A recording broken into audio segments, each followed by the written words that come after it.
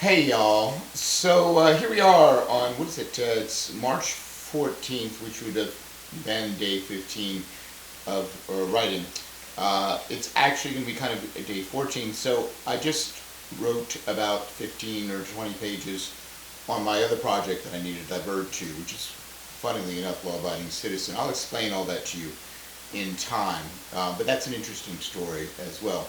But now I'm going to take a beat, and I need to rest my brain because it's kind of like the whistle on a steam engine blowing on the other project, and I'm going to relax a little bit by writing Some Fortunate Son. Honestly, the people I'm working with on the other film, they'd be like, well, you wrote 20 pages, why don't you keep going? And like, they don't understand, people don't understand, fundamentally, to be honest, civilians don't understand that it's healthy to take a break sometimes, focus on something else so you can come back to the other thing, refresh, which I'll do later this afternoon or this evening. But in the meantime, I'm going to take a little bit of a break, give my mind some clarity by focusing on Fortunate Son. I'll post that later on. But what I want to say is, I also realized in the meantime, while I'm not posting these things, I can have a little bit of commentary each day on subjects that people who are screenwriters or aspiring filmmakers are interested in. And I've come to realize, because I mentor a lot of people through the WGA, I mentor them, I say, in quotes, because I learn as much from them as they may learn from me. But there are so many things that nobody ever talks about, from the screenwriting process to, arbitration, to selling your first screenplay, that I want to talk about. When I figure out the platform to properly, in the format to properly talk about these things, I want to talk about PEDs, performance enhancing drugs, in screenwriting.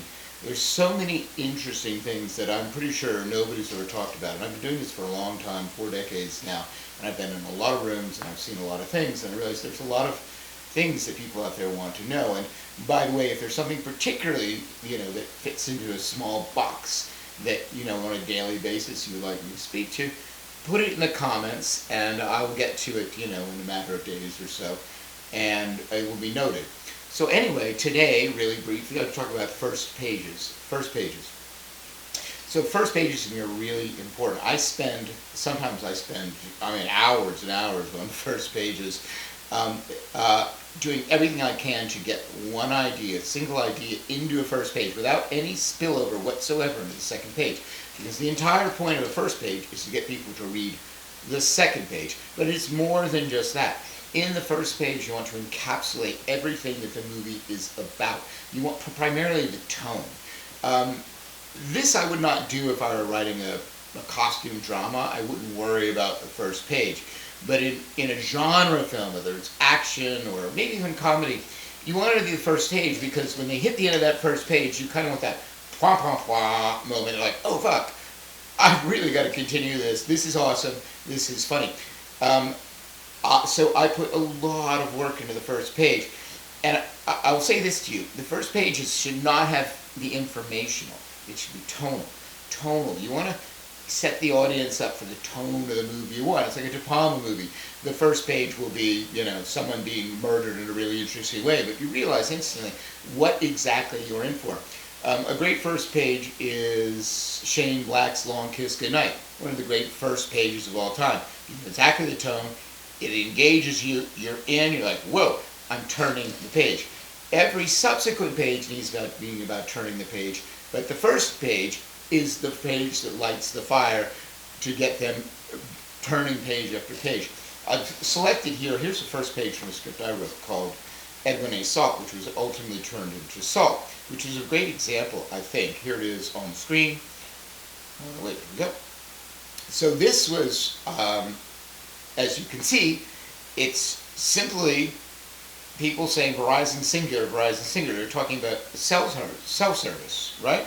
That's it. This is the entire service until you get to the next. And then I cut at the bottom of the first page to a hand, a cigarette, a wedding ring, a coffee mug that says Paranoid Me, on the move down a hall. Okay? So there's almost no information in that first page, but there is actually, because on the final page of the movie, all those chickens come to roost, because they're talking about cell phone services that don't exist anymore.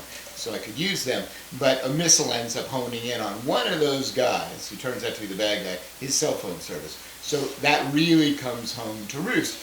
But when you're reading it for the first time, you're just like, what the hell? This writer is so crazy, he just burned an entire page telling me nothing, which is not true, as they will come to realize a long way down the road. And because it happens a long way down the road, they're like, oh yeah. But also, they're leaning forward because they're like, is this guy crazy? Where is this going?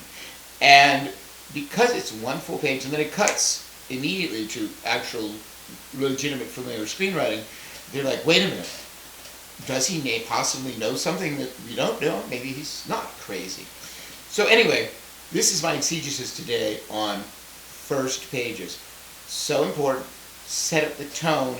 Do not give a bunch of information, like remember this character, remember this setting, remember what happens. Don't, because people are not paying attention on the first page. Your job is to get them to pay attention by the end of the first page. Do not expect them to pay attention on the first page. Just get them to pay attention at the end of the first page. And that's my Screenwriting Tip 101 for today. Hopefully I'll be back tomorrow with another one that will be useful to everybody out there. And for today, aside from the work I'm going to do, which you'll see later on 4 Shades Sun, which I'll mark by the day, that is all she wrote. Thank you, guys.